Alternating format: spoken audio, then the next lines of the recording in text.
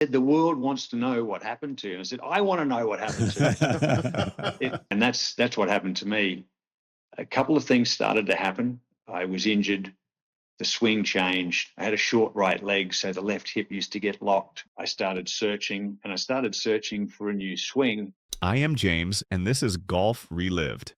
Why he quit. That's the question that haunted golf fans for decades when Ian Baker-Finch, the 1991 Open champion, walked away from the game at just 36 years old. But here's what most people don't know.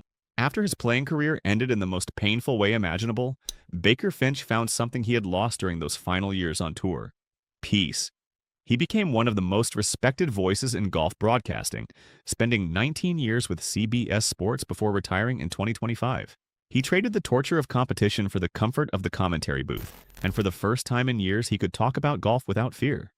But to understand why he quit, you have to go back to the moment when everything started to fall apart. And before we get into that story, I want to ask you something. If you're enjoying this deep dive into one of golf's most tragic declines, hit that hype button and give this video some love. It helps us keep bringing you these stories that go beyond the surface. Now, let's talk about how a major champions game completely disintegrated in front of the entire world. Ian Baker-Finch was born in 1960 in Nambour, Queensland. He turned professional in 1979, and right from the start, he modeled his swing on the classical principles of Jack Nicklaus. Clean, smooth, efficient. He wasn't trying to be the longest hitter on tour. He was trying to be the most rhythmic, and it worked. By the late 1980s, he had won tournaments across 4 continents: Australia, Europe, Japan. He was building an international reputation as a player with exceptional tempo and a short game that was frequently described as world-class. His first real moment on the major championship stage came at the 1984 Open Championship at St. Andrews. He held the lead after 3 rounds, the old course, the home of golf, and then he shot 79 in the final round and finished 9th. It was a setback, but not a collapse.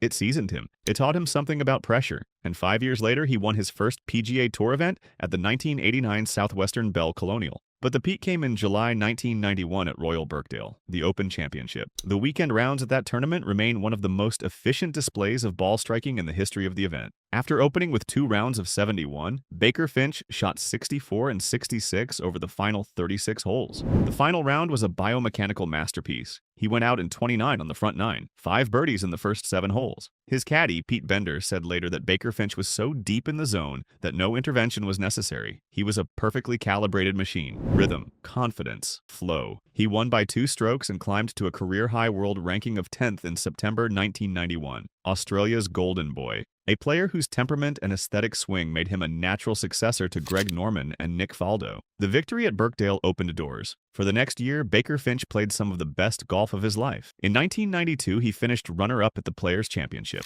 one of the most prestigious events outside the majors. He was contending, he was confident, and then in 1994, he posted a top 10 finish at the Masters, his final significant result on the PGA Tour. At that moment, he was still inside the world's elite, still capable of competing at the highest level, but beneath the surface, cracks were already forming. The decision that would destroy everything had already been made, and then he made a decision that would ruin everything. This is where the story turns dark, because what destroyed Ian Baker-Finch wasn't bad luck, it wasn't injury. It was a conscious, strategic choice to fix something that wasn't broken. After winning the Open Championship in 1991, Baker-Finch looked around the PGA Tour and saw a shift happening. Power golf was taking over, driving distances were rising, and despite being a major champion, he became convinced that his natural rhythmic swing wasn't long enough to compete in the modern era. So he decided to chase distance. He abandoned the tempo that had won him the biggest tournament in golf and started chasing technical positions and clubhead speed. He was trying to fix a swing that had just produced a record-breaking weekend at a major championship. And that decision, that strategic fallacy, was the beginning of the end. David Ledbetter, one of the most respected coaches in the game, worked with Baker-Finch during this period. And Ledbetter later observed that Baker-Finch became obsessed with one thing: longer, longer, longer. That was the mantra: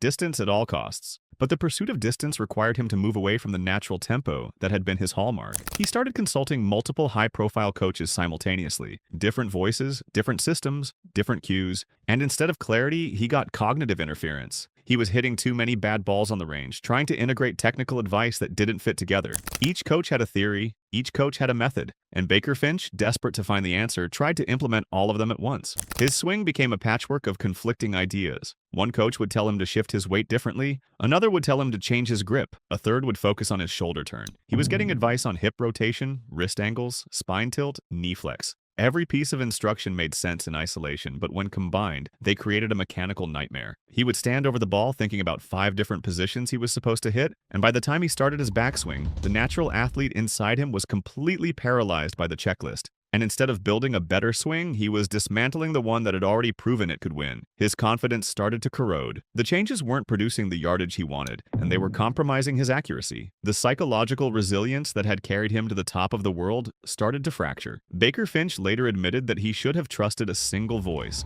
Instead, he invited a torrent of unwanted advice. Some of it was normal coaching talk. Some of it was bizarre. Italian mud baths, Indian stones. Strange remedies that had nothing to do with the golf swing. The deconstruction of his mechanics led to a technical flaw that would define the next phase of his career. A snap hook, a violent, low-trajectory miss to the left that became his signature. And by 1993, the technical decay had evolved into something far more devastating. A psychological crisis. In professional golf, there's a condition called the full swing yip. It's when an athlete loses the ability to execute a standard motion under pressure because of a breakdown in neuromuscular coordination. For Baker-Finch, this manifested as a total loss of confidence in his long game, especially with the driver. He couldn't trust his own hands anymore. The snap hook wasn't just a technical flaw. It was becoming psychosomatic. His brain was sending signals that his body couldn't execute properly. Standing on the tee box, he could feel the hook coming before he even started his backswing. The fear of the miss was creating the miss. It was a vicious cycle that fed on itself, getting worse with every failed attempt to fix it.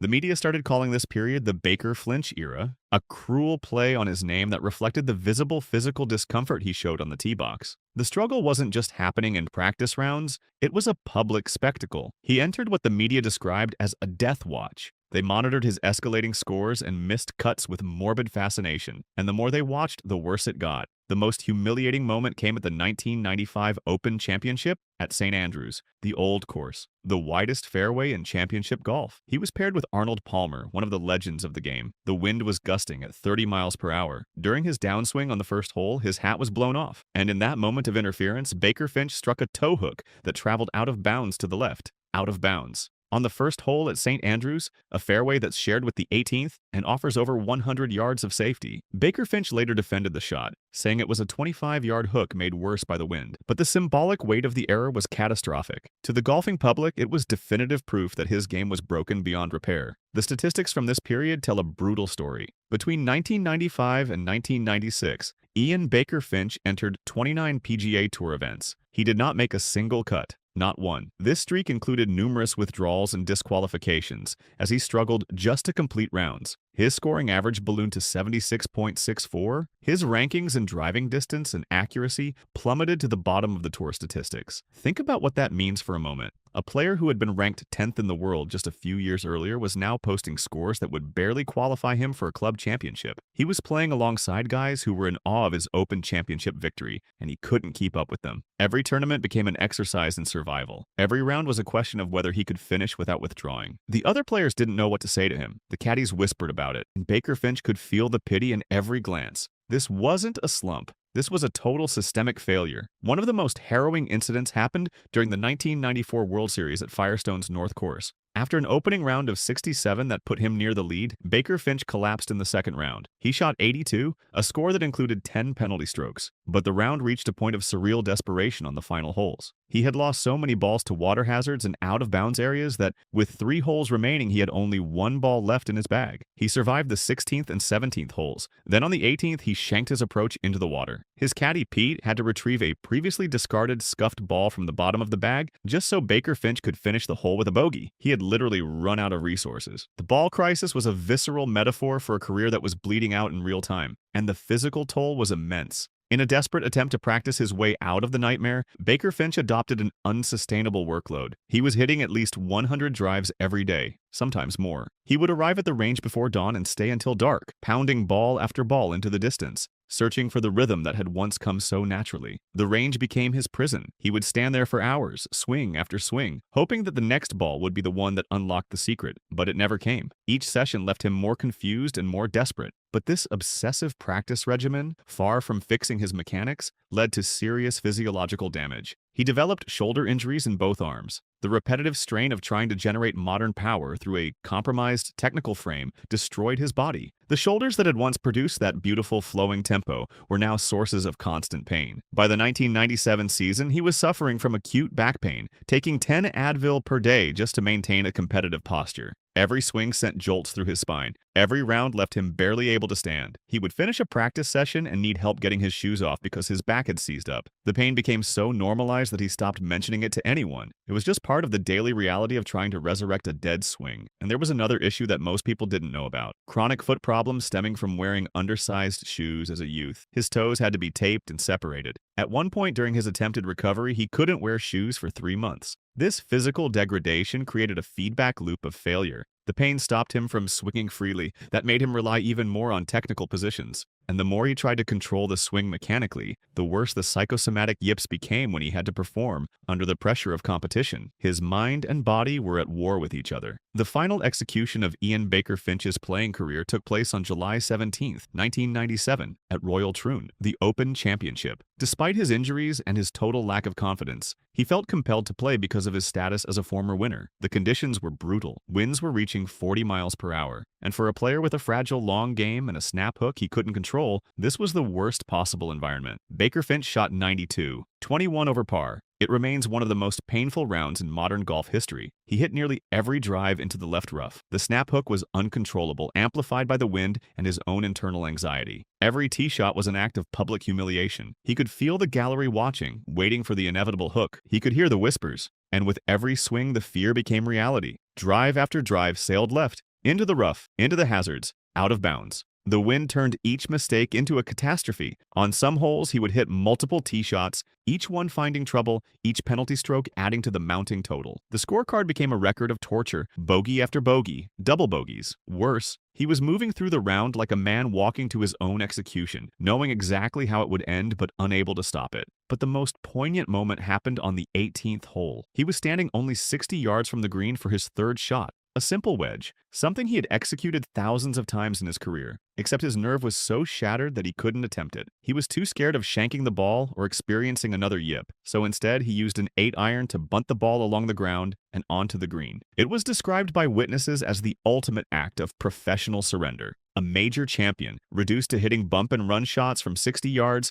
because he didn't trust himself with a wedge. After signing for his 92, Baker-Finch retreated to the locker room, specifically the champion's room at Troon, and that's where the emotional weight of his multi-year decline finally broke him. Accompanied by his wife, Jenny, and his caddy, Todd Woodbridge, he collapsed on the floor in the fetal position and wept for 45 minutes. In his biography To Hell and Back, he reflected that the score of 92 left him with so much baggage that the fear of returning to the course became an insurmountable barrier. He withdrew from the championship and effectively retired from tournament golf at the age of 36, a point when most professionals are entering their competitive prime. Even after the 1997 collapse, Baker-Finch tried to rebuild. He worked with coach Gary Edwin, focusing on a method called the right-sided swing. It was a minimalist, body rotation-based movement designed to reduce variables and physical strain. But as Edwin noted in 1998, the technical decay was too advanced. He said that Baker-Finch's swing was gone and that his technique had reached a level of dysfunction from which there was no return. The secret knowledge among his peers was that while Baker-Finch remained a world-class putter and chipper, the neurological misfire associated with his full swing was permanent. The pursuit of a technical fix had created a ghost in the machine that could not be exorcised. But here's the thing. The ruin of his playing career wasn't the end of Ian Baker-Finch's story. He found a second act. He transitioned into broadcasting and became one of the most beloved voices in golf. He spent 19 years with CBS Sports, offering insights and analysis with the same thoughtful approach he had once brought to his game. And in 2025, he retired from broadcasting, stepping away on his own terms this time. He found the peace that had been absent during those years on the struggle bus. He's still a respected figure in the sport, admired for his grace and his honesty about what he went through, but his legacy will always be tied to that afternoon at Troon, and the lesson is clear. The distance between the top of the world and the locker room floor can be measured by a single fateful decision to change what wasn't broken. Ian Baker-Finch had a swing that won the Open Championship, a rhythm that put him in the top 10 in the world, and he abandoned it because he thought it wasn't enough. He chased someone else's power instead of trusting his own identity, and golf, being the cruel and unforgiving game that it is, punished him for it. The warning is there for every golfer who's ever stood on a range and wondered if they should overhaul their swing. Sometimes the thing that got you to the top is the only thing that can keep you there.